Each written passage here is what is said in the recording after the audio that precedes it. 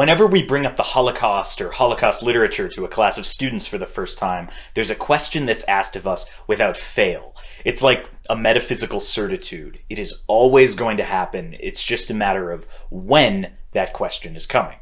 So we've had a lot of time to think about our answer. That question is why? Why the Holocaust? Why read about this time period? Why learn about it instead of countless other things we could focus on?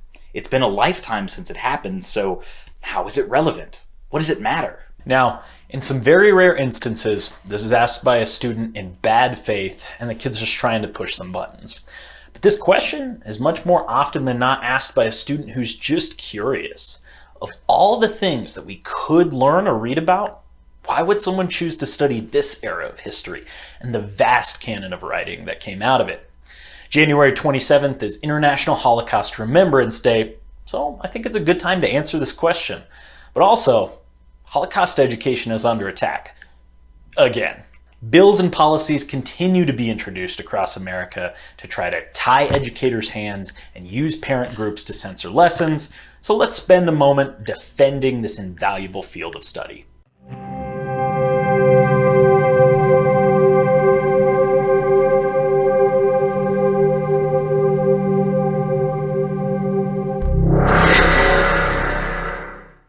Hi, I'm Dan. And I'm Jake, and we're both public high school teachers. Now, we're English teachers, not history teachers. So why teach the Holocaust is certainly a more fair question for us than if we were, say, teaching European history and the curriculum got up to the 1930s. Why would we choose that as our subject instead of A Raisin in the Sun or A House on Mango Street or even King Lear? Let's get the thing I figure the least number of people will care about out of the way first. Engaging kids.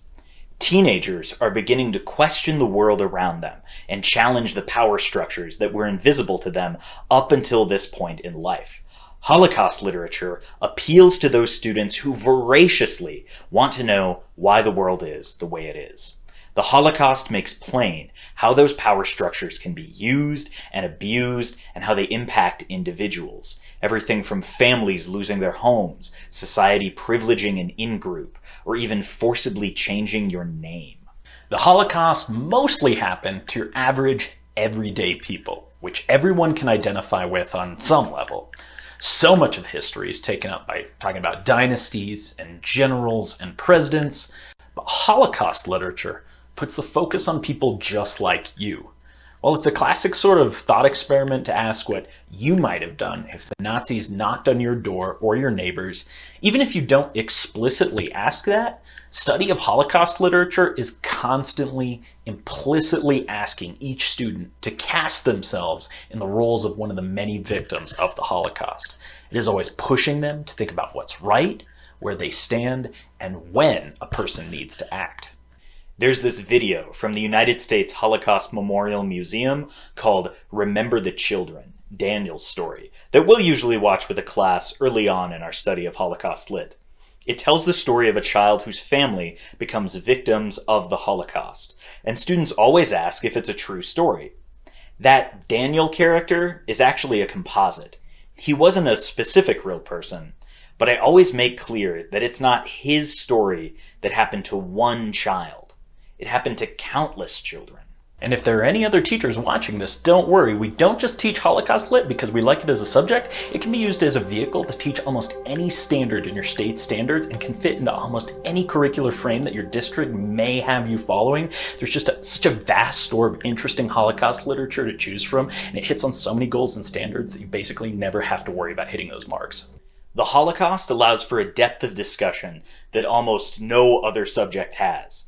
It teaches students about Judaism, faith, European culture, history, government, war, humanity, and so many other topics, while also being a rich subject for studying plot construction, character, mood, imagery, and so many other literary characteristics.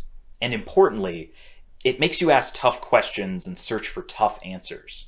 When you're a teacher, you make a lot, and I mean a lot, of decisions on the spot in the classroom. One of them is that when a student asks you a question, you need to decide, is this the kind of question that would be more valuable to what your goals are to just tell the student the answer? Or is this the kind of question that you flip back on the student so that they can investigate themselves? The Holocaust features like 900% more of the later than most topics you cover in a classroom. There are whole books dedicated to why the Holocaust happened and why specific aspects played out the way that it did and how, and we still find ourselves short on answers when we're with our students. And let me be clear, that's a good thing. It's not that we don't know our stuff, but the places we get to go with students are really just that deep. Rage Against the Machine frontman Zach De La Rocha has a quote that we've hung in our classrooms saying that young people question, they care deeply about justice, and they have open minds. If you've ever worried that the next generation is not going to be okay, read Elie Wiesel's Night with Them and your worries will be assuaged. The most important thing that the Holocaust teaches us, though, is a little harder to say so simply. So I'm going to defer to beloved author, Nobel Peace Prize winning author, Elie Wiesel. Elie and his family were victims of the Holocaust, and Elie died only recently, in 2016. He was 15 when World War II entered his life, drastically altering the trajectory of an inquisitive, thoughtful young man. He spent the next years in Auschwitz with his father, and recounts his harrowing tale of faith and strength and loss in his memoir, Night. But Night is not the only text from Elie that we use. He contributed an essay to the This I Believe project, and it is as poignant as it is concise. The moment the war ended, I believed, we all did, that anyone who survived death must bear witness. Some of us even believed that they survived in order to become witnesses. But then I knew deep down that it would be impossible to communicate the entire story. Nobody can. I personally decided to wait to see, during 10 years, if I would be capable to find the proper words, the proper pace, the proper melody, or maybe even the proper silence to describe the ineffable. For in my tradition as a Jew, I believe that whatever we receive, we must share. When we endure an experience, the experience cannot stay with me alone. It must be opened. It must become an offering. It must be deepened and given and shared. And of course, I'm afraid that memories suppressed could come back with a fury which is dangerous to all human beings, not only to those who directly were participants, but to people everywhere, to the world, for everyone. So therefore, those memories that are discarded, shamed, somehow they may come back in different ways, disguised, perhaps seeking another outlet.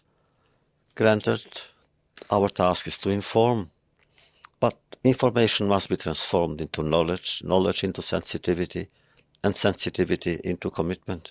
Studying the Holocaust with young people cuts right through to that last point. Information is transformed into knowledge. Knowledge is transformed into sensitivity, and sensitivity is transformed into a commitment. But a commitment to what? So many things. Kindness, understanding, listening, a better future. You can go anywhere with it. But wherever you go makes the world a better place.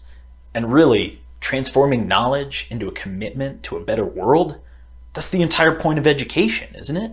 I know some people argue really hard that the purpose of education is to give you skills so that you can be a valuable asset once you enter the workforce, but I actively eschew that. People are more than employees. The goal of education isn't just to make sure that they're effective in the office or the warehouse or whatever once they hit 18. Education is a universal good, and putting students in charge of their own fates is ultimately what a good teacher should be shooting for. This feels increasingly pressing in 2022.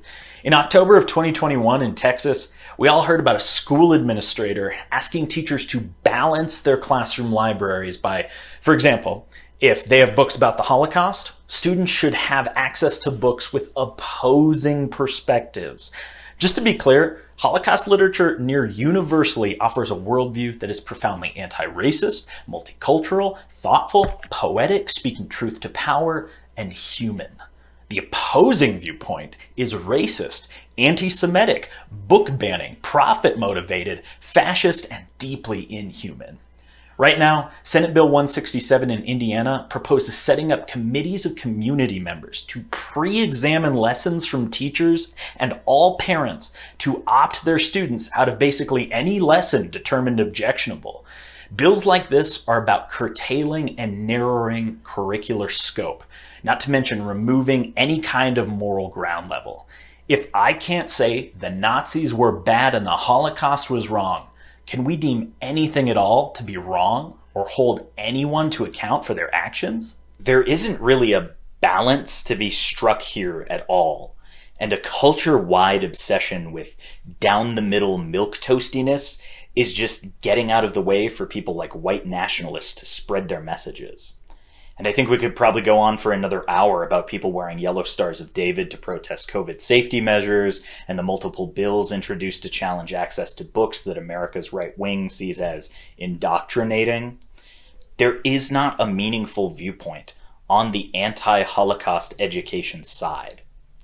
Back when I was teaching 8th grade, so much of the Holocaust lit we read was from the perspective of a non-Jewish person who watches horrible things happen to their friends and neighbors that I gave this lesson on a triangle of roles: perpetrator, bystander, and upstander. If someone is hurting someone, you essentially have 3 options. You can join the perpetrator, you can do nothing and be a bystander, therefore allowing the victimization to continue, or you can stand up for that person.